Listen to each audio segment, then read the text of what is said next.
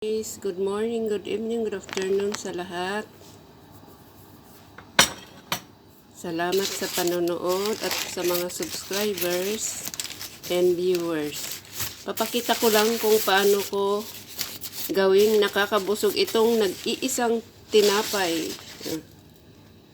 Tirani ng bossing ko.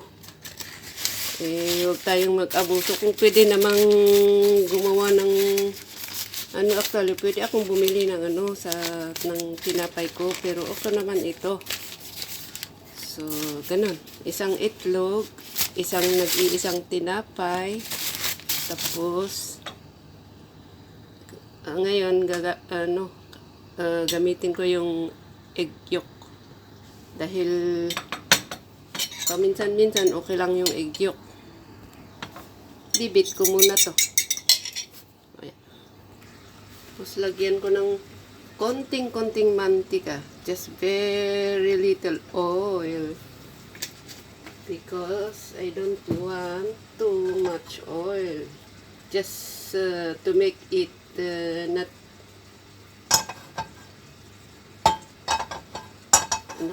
Naubusan na naman yung English ko . Sensya na po. Hindi ako Englishera . Sorry. Didip ko lang ng ganito para ma-absorb yung itlog. Ayaw ko kasing Englishin yung yung para hindi dumikit, nakakatawa. Hindi ako sure kung tama yung grammar ko. So, Tagalog na lang. Minsan, Tagalog ko mali-mali . Pero sensya na po kayo, hindi ako Tagalog.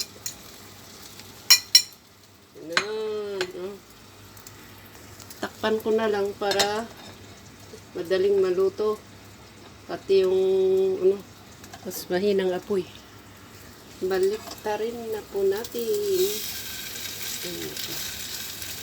Tapos takpan ulit para maluto yung itlog sa lahat, yung may pumasok sa loob ng tinapay. Okay na po ang ating tinapay. Ayun na po, medyo madami pala yung mali. Konti na nga lang nilagay kong mantika . Dahil ayaw ko yung masyadong mamantika. So, ganito. Para mabawas-bawasan man lang. Lagay ko sa paper towel. Ito na po yung aking tinapay. Ano yung tawag dito? Toast bread egg ba? Ewan ko. Ito. Ayan.